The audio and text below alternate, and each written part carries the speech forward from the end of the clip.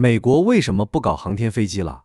一個持續30多年、耗資數千億美元的太空夢想，到底是如何走向終結的呢？如果科技總是在不斷進步，那麼有一個問題，你肯定想不通。美國曾經擁有世界上最先進的載人航天器，它能像火箭一樣衝出地球，又能像飛機一樣降落在機場。它可以把衛星送入軌道，可以維修太空望遠鏡，可以建造空間站，甚至還能把宇航員像坐航班一樣送上太空。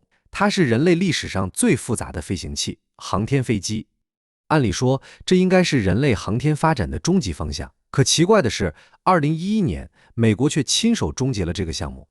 直到今天，15年過去了，再也沒有新的美國航天飛機升空。這是為什麼呢？難道這項技術失敗了嗎？還是說它先進的太早了？今天我們就來聊聊這個問題。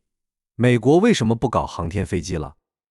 首先，你可能並不知道，美國一共只造了6架航天飛機，真正飛過太空的只有5架。第一架是企業號，1976年亮相，名字來源於經典科幻作品《Star Trek》。不過，它從未进入過太空。企業號沒有安裝主發動機，也沒有完整的熱防護系統。它存在的目的只有一個：驗證航天飛機到底能不能像飛機一樣滑翔降落。NASA 把它背在大型運輸機背上升空，然後釋放，讓它自己飛回來。事實證明，可以。企業號成功完成了所有試驗，這為後面的真正航天飛機鋪平了道路。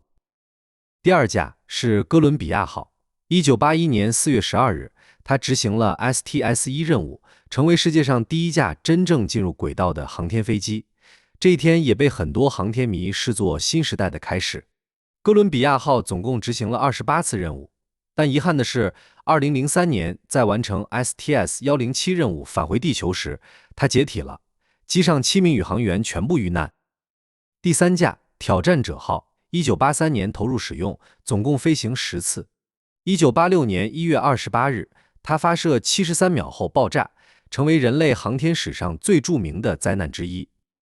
第四架發現號，這是整個家族中最傳奇的一位，總共飛行39次，創造航天飛機最高紀錄。著名的哈勃望遠鏡就是他送上太空的。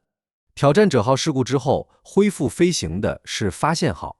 哥倫比亞號事故之後，重新復飛的也是發現號。第五架亞特蘭蒂斯號，飛行33次，主要負責建設國際空間站。2011年，它執行了最後一次航天飛機任務，宣告了一個時代結束。第六架奮進號，它是挑戰者號失事後重新建造的替代者。1992年首飛，參與空間站建設，維修哈勃，如今停放在洛杉磯博物館。美國總共幹了6架航天飛機，2架毀於事故，3架現在陳列在博物館，1架從未進入太空。而這6架飛機承載了美國整整30年的載人航天夢想。那麼問題來了， NASA 當初為什麼要瘋狂地搞航天飛機呢？我認為原因其實很現實，因為阿波羅登月結束後 ，NASA 差點關門歇業了。1972年，美國贏得登月競賽，隨即冷戰熱度開始下降，國會逐漸削減預算，很多議員開始質疑，人都上過月球了，為什麼還要繼續燒錢？所以 NASA 必須找到新的故事，於是他們提出了一個極具誘惑力的概念，把太空運輸變成航空運輸。NASA 當時設想，未來的航天飛機可以像民航客機一樣運營，每周發射1次，1年執行50次任務，每次飛行成本只有幾百萬美元。宇航員進入太空就像今天乘坐國際航班一樣簡單。聽起來是不是有點熟悉的味道？其實今天馬斯克講星艦的時候，很多理念都和當年的 NASA 極其相似。於是航天飛機計劃誕生了。不得不承認，那時候的航天飛機真的很牛啊！它擁有長達18米的大型貨艙，能一次性運輸20多噸設備，能搭載7名宇航員，還能執行太空行走。1990年，發現號把哈勃望遠鏡送入軌道，但很快科學家發現哈勃存在嚴重光學缺陷，如果換成普通衛星，任務幾乎等於失敗。然而航天飛機做到了前所未有的事情，它把宇航員送到哈勃旁邊，打開艙門，取出設備，安裝新的儀器，就像修汽車一樣維修太空望遠鏡。前後5次升級，讓哈勃成為人類歷史上最偉大的科學設備之一。甚至可以說，如果沒有它，今天那些震撼你我的宇宙照片很可能根本不存在。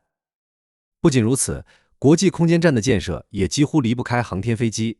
許多大型艙段重量超過10噸，只有航天飛機巨大的貨艙才能運輸。如果沒有航天飛機，國際空間站今天可能根本不會是現在這個樣子。但問題也逐漸出現 ，NASA 發現現實和想象完全不一樣。首先是成本 ，NASA 原本預計單次飛行成本幾百萬美元，結果到了後期，實際成本高達10億到15億美元。為什麼會這麼誇張？因為航天飛機真的太複雜了，機身表面覆蓋着超過2萬塊隔熱瓦，每塊都不一樣。每次飛行回來，工程師必須逐塊檢查，少一塊都有可能導致災難。除此之外，主發動機需要拆檢，電子系統需要重測，液壓設備需要維護，燃料管路需要更換。原本預計幾周復飛，最後往往需要幾個月。NASA 夢想中的太空客機，最終變成了一台極其昂貴的精密機器。